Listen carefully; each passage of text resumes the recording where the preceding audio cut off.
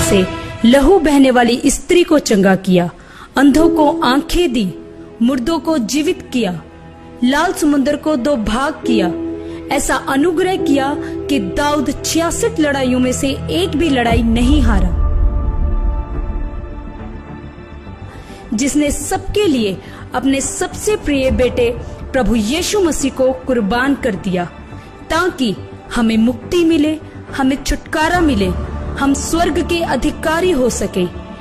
यहाँ वही पवित्र आत्मा काम करता है जिसने यीशु मसीह को मुर्दों में से जीवित किया, जो पेंतिकोस्त के दिन उतरा था।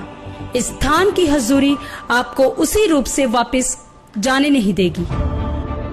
प्रभु यीशु मसीह ने अपने अनुग्रह आत्मा से भरपूर एक ऐसे शिक्षक और दास को खड़ा किया है जो प्रभु यीशु मसीह के गहरे भेदों को समझाते हैं, और परमेश्वर उनको जबरदस्त रीति से पूरे देश में इस्तेमाल कर रहे हैं। हमारे आत्मिक पिता प्रोफेट बजिंदर सिंह जी प्रभु के दर्शन के साथ जबरदस्त अभिषेक के साथ सुसमाचार प्रचार कर रहे हैं। प्रोफेट बजिंदर सिंह मिनिस्ट्री देश की सबसे बड़ी मिनिस्ट्री है जो देश के कोने कोने में प्रभु का प्रचार कर रही है। मिनिस्ट्री ने देश के हर एक कोने और विदेशों में बड़ी भीड़ जहां लाखों लोगों में सुसमाचार प्रचार किया है। पर इस मिनिस्ट्री की शुरुआत इतनी आसान नहीं थी। हमारे आत्मिक पिता प्रोफेट बजिंदर सिंह जी को बहुत कठिनाइयों का सामना करना पड़ा, पर जैसे हम सभी जानते हैं कि प्रभु यीशु मसीह ने कहा, मैं तुम्हें ज्योति बनाऊंगा जो पूरे देश को, पूरे संसार को रोशनी देगी। आइए जानते हैं इस मिनिस्ट्री की शुरुआत कैसे हुई। प्रोफेट बजिंदर सिंह जी का जन्म 10 सितंबर 1982 को हरियाणा के यमुनानगर के एक जाट परिवार में हुआ। उनका प्रभाविक जीवन पारंपरिक आकांक्षाओं से प्रभावित था, जिसमें मैकेनिकल इंजीनियर की पढ़ाई भी शामिल थी, लेकिन किस्मत को कुछ और ही योजनाएं बना रखी थी। 20 साल की उम्र में वह एक हत्या के मामले में कानूनी जटिलताओं में फंस गए और जेल की सजा भुगतनी पड़ी। ये उलट पुलट भरा समय उनके जीवन में एक महत्वपूर्ण मोड़ बन गया।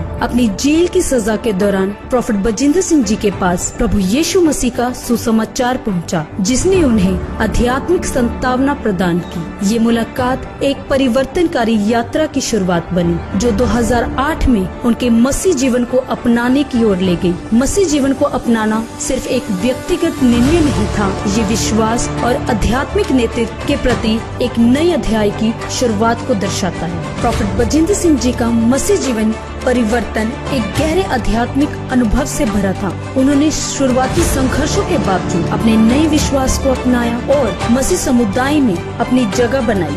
उनका दृढ़ संकल्प उनकी भविष्य की मिनिस्ट्री की नींव बना। 2012 में प्रोफेट बजिंदर सिंह जी ने अपने समुदाय में रविवार की प्रार्थना बैठकों की शुरुआत की, जो जल्द ही लोकप्रिय हो गई। इन बैठकों ने लोगों को आध्यात्मिक मार्गदर्शन और उपचार के लिए आकर्षित किया, जिससे उनकी लोगों से जुड़ने की क्षमता साबित हुई। 2015 तक उन्होंने चंडीगढ़ में the church of glory and wisdom की निर्वेद संभाली। उन्होंने उनके नेतृत्व में चर्च तेजी से बढ़ा और लाखों सदस्यों के साथ एक प्रमुख मिनिस्ट्री बन गई। उनकी सहानुभूतिपूर्ण और दूरदर्शी शैली ने इस विस्तार में अहम भूमिका निभाई। स्थानीय प्रार्थना बैठकों से बड़े मंत्रालय तक की यात्रा में प्रोफेट बजिंदर सिंह जी ने कई चुनौतियों का सामना किया, जैसे वित्तीय और लॉजिस्टिक समस्याएं, लेकिन उनके दृढ़ विश्वास ने इन बाधाओं को पार करने में उनकी मदद की और लोगों को प्रेरित करने की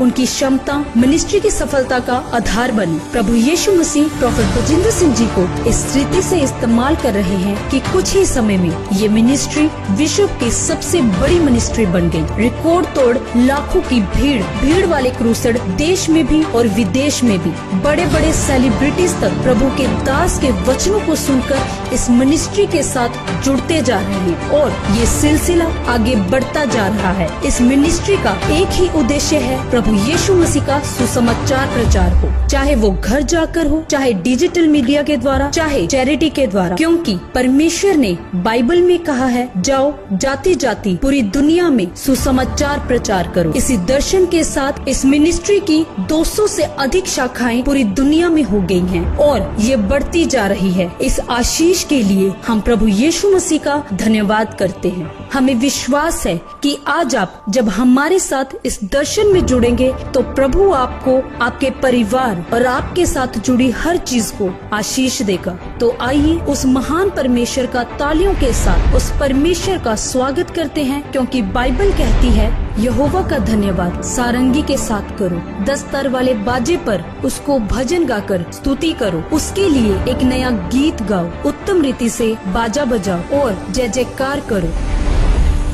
आधी रात के समय पौलुस और सिलास प्रार्थना कर रहे थे और परमेश्वर के भजन गा रहे थे और कैदी सुन रहे थे। तभी अचानक एक बड़ा भूकंप आया, जिससे बंदी गृह की नींव हिल गई और एकदम से सब द्वार खुल गए और सबके बंधन खुल गए। परमेश्वर अगर उस समय आराधना के द्वारा बंधन तोड़ सकता है तो आज भी आपके जीवन के बंधन खोल सकता है, क्योंकि वह कभी न बदलने वाला परमेश्वर है। तो हम सब अपने हाथों को उठाकर उस महान परमेश्वर की आराधना में चलें।